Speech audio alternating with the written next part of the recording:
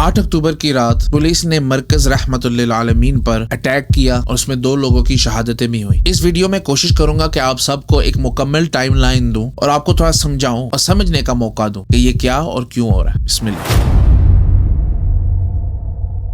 3 اکتوبر کو جو جمعے کا دن تھا، سعد بھائی نے یہ اناؤنس کیا تھا کہ ہم فلسطینیوں کی حمایت میں ایک پرامن مارچ ہم نکالیں گے۔ پھر 8 اکتوبر کی رات پولیس مرکز رحمت للعالمین میں داخل ہوتی ہے، شیلنگ کرتی ہے، بے گناہ لوگوں پہ فائرنگ بھی کرتی ہے اور اس میں 2 لوگ شہید بھی ہو جاتے ہیں۔ اب پہلے آپ نے یہ سمجھنا ہے 3 اکتوبر کو سعد بھائی نے اناؤنس کر دیا تھا۔ اسی 8 اکتوبر کو ایک نیوز آرٹیکل میں آتا ہے کہ اسرائیل اور حماس کے درمیان ایک سیز فائر ڈیل ہو چکا ہے، اور 9 اکتوبر کو ٹرمپ اس کی اناؤنسمنٹ کرتا ہے اپنے سوشل میڈیا پلیٹ فارم پر۔ جو پروٹیسٹ تھا وہ 10 اکتوبر کے لیے پلان تھا۔ ایک بات آپ لوگوں نے سمجھنی ہے، اگر سعد بھائی نے 1 ہفتہ پہلے اناؤنس کر دیا تھا کہ میں پروٹیسٹ کرنے والا ہوں، 10 اکتوبر کو مارچ پلان تھا، آپ 2 دن پہلے آ کے آپ کیا کر رہے ہیں؟ کیوں آپ بے گناہ لوگوں کو مار رہے ہیں؟ تو اس میں کلیئرلی جو مجھے بو آتی ہے وہ یہ ہے کہ امریکہ نے ان کو کہا ہوگا کہ بھئی اب تو ہم سیز فائر ڈیل کی طرف جا رہے ہیں، آپ یہ پروٹیسٹ بند کریں، کیونکہ وہ پروٹیسٹ یو ایس ایمبیسی کی طرف جا رہا تھا۔ تو انہوں نے کہا ہوگا ہمارے ایمبیسی کی طرف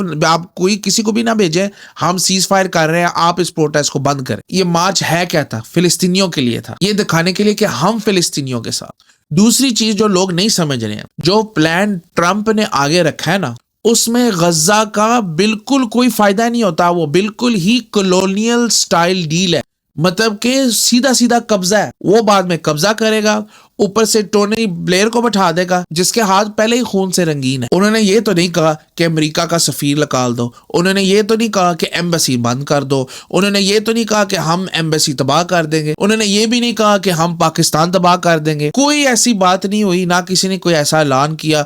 پیسفل پروٹیسٹ پلان تھا، آپ نے ان کو ہی آگے اریسٹ کرنا شروع کر دیا، آپ نے ان کے ہی علماء کو جیل میں ڈالنا شروع کر دیا۔ جو ماڈرن ڈیموکریسیز ہیں وہ ایسے نہیں کرتی جس طرح آپ لوگ کر رہے ہیں۔ شہید ہونے والوں میں سے ایک شخص کا میں نام جانتا ہوں، حشمت اللہ شاہ، اس کے اوپر فائر چلایا گیا، وہ شہید ہو گیا، لیکن اس کے بعد پولیس آتی ہے، اس کی باڈی کے اوپر قبضہ کرنا چاہ رہی ہے اور کرتی ہے، اور ان کے گھر والوں کو بھی اریسٹ کرتی ہے۔ جو بھائی شہید ہوا ہے ان کے بھائی کا آپ انٹرویو آن لائن دیکھ سکتے ہیں۔ اور بھی بڑے مارچ ہوئے ہیں، میرا جسم میری مرضی پہ تو آپ نے کوئی فورس نہیں بھیجی، اور بھی جو پولیٹیکل پارٹیز کے جو ایونٹس ہوتے ہیں اس پہ تو آپ نے فورس نہیں بھیجی، لیکن جب بات آئی طریقے لبیک یا رسول اللہ کی، جب بات آئے مسجد الاقصی کی اور فلسطین کی، آل آف اے سڈن آپ کو فورس یاد آ جاتی ہے۔ آرٹیکل 16 آپ نے پڑھا نہیں ہے، جس میں ہر پاکستانی شہری کو یہ حق حاصل ہے کہ وہ پروٹیسٹ کر سکتا ہے، ایک پیسفل پروٹیسٹ بالکل کر سکتا ہے۔ چلیں اس بات کو بھی میں ایڈریس کر لیتا ہوں کہ پرمیشن ملی تھی یا نہیں ملی تھی، اس کو آپ ایک سیکنڈ سائڈ پہ رکھیں۔ کیا آپ کو حق بنتا ہے، آپ کو